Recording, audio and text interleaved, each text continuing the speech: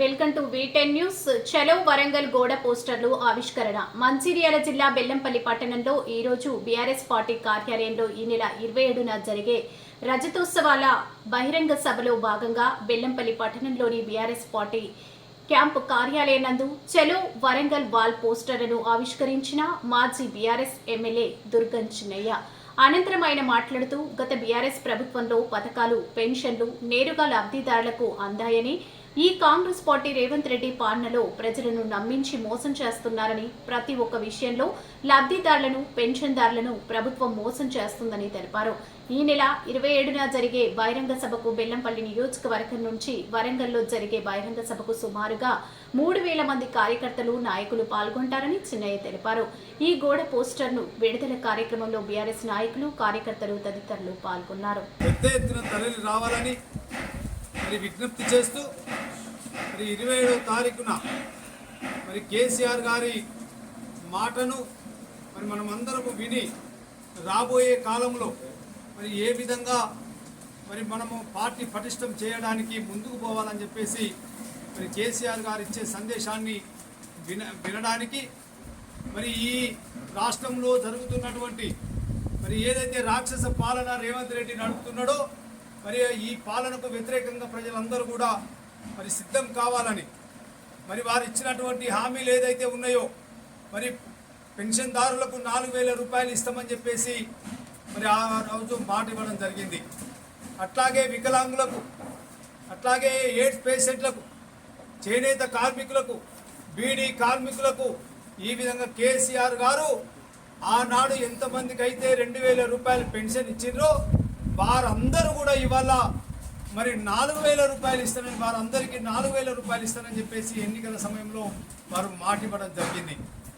4000 రూపాయలు ఇవ్వాలి, తప్పకుండా ఇవ్వాలి. కాబట్టి వారికి ప్రజల పక్షాన, వారి పక్షాన నిలబడి తప్పకుండా ఉద్యమించడానికి, ఈ ప్రభుత్వానికి వ్యతిరేకంగా తప్పకుండా ప్రజల పక్షాన నిలబడి కొట్లాడడానికి ప్రజలందరూ కూడా, బీఆర్ఎస్ పార్టీ కార్యకర్తలందరూ కూడా ఏకం కావాలని, అంతకంటే ఇంకా ముఖ్యమైన విషయం ఏంటంటే రైతులు ఇవాళ ఈ ప్రపంచానికి, ఈ దేశానికి అన్నం పెట్టే రైతన్నను మోసం చేయడం జరిగింది.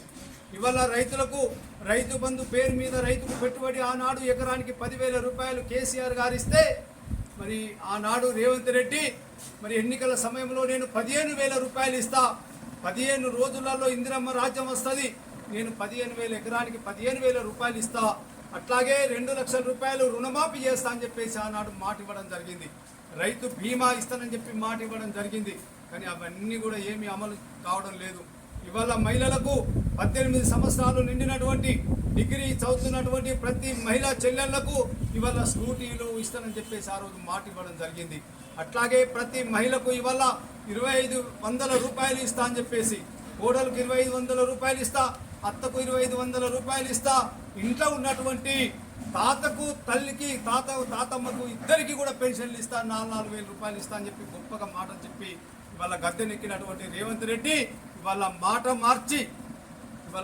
మార్చి ఇవాళ ఈ రాక్షస పాలన చేస్తున్నటువంటి సందర్భంలో తప్పకుండా బీఆర్ఎస్ కార్యకర్తలంతా సమావేశం కావాల్సిందిగా సమయార్థం కావాలి, ప్రజల పక్షాన పోరాడాలని చెప్పి కేసీఆర్ గారు ఏదైతే పిలుపునిచ్చారో 27 తారీఖు రోజున శంకారామం ఏదైతే మొదలు పెట్టుకుపోతున్నారో దానికి మనం అంతా కూడా సంఘీభావంగా బెల్లంపల్లి నియోజకవర్గం నుండి 3000 మంది కార్యకర్తలు పోవడానికి మేమంతా కూడా 71 బస్సులను అరేంజ్ చేయడం జరిగింది.